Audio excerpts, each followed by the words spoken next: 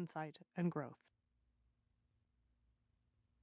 In 1999, along with our friend and colleague Bruce Patton, we published Difficult Conversations: How to Discuss What Matters Most. Since then, we've continued to teach at Harvard Law School and to work with clients across continents, cultures, and industries.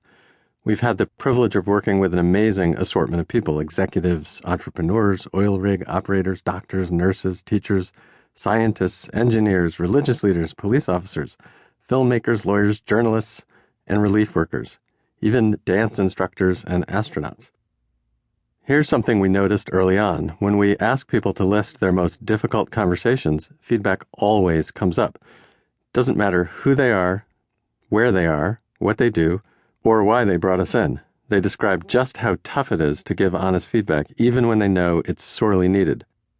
They tell us about performance problems that go unaddressed for years and explain that when they finally give the feedback, it rarely goes well. The coworker is upset and defensive and ends up less motivated, not more.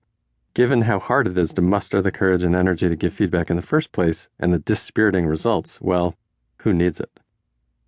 Eventually, someone in the group will pipe up to observe that getting feedback is often no easier.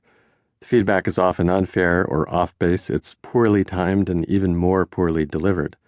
And it's not clear why the giver thinks they're qualified to offer an opinion.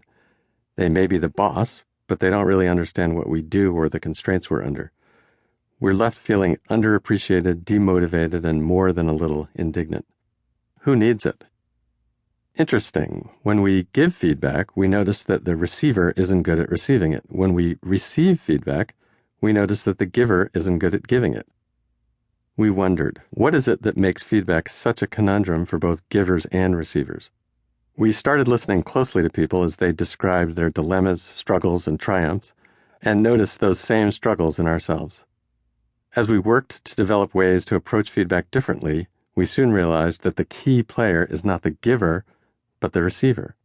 And we came to see how this could transform not just how we handle performance reviews on the job, but how we learn, lead, and act in our professional roles and in our personal lives.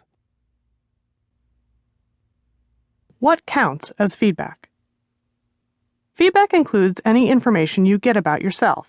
In the broadest sense, it's how we learn about ourselves from our experiences and from other people, how we learn from life. It's your annual performance review, the firm's climate survey, the local critic's review of your restaurant. But feedback also includes the way your son's eyes light up when he spots you in the audience, and the way your friend surreptitiously slips off the sweater you knitted her the moment she thinks you're out of view. It's the steady renewal of services by a longtime client, and the lecture you get from the cop on the side of the road.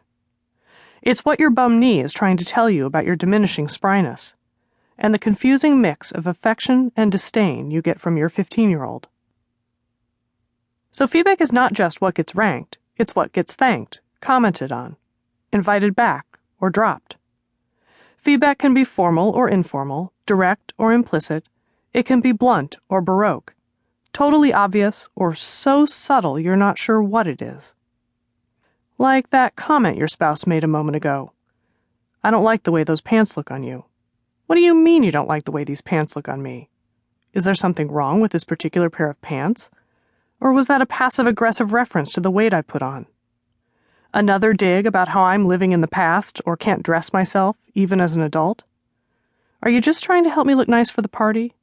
Or is this your way of easing into asking for a divorce? What do you mean I'm overreacting? A brief history of feedback. The term feed-back was coined in the 1860s during the Industrial Revolution to describe the way that outputs of energy, momentum, or signals are returned to their point of origin in a mechanical system. By 1909, Nobel laureate Karl Braun was using the phrase to describe the coupling and loops between components of an electronic circuit. A decade later, the new compound word feedback was being used to describe the recirculating sound loop in an amplification system, that piercing squeal we all know from high school auditoriums and Jimi Hendrix recordings.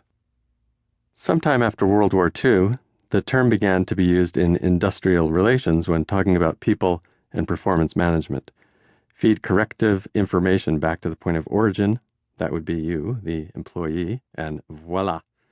Tighten up here, dial back there, and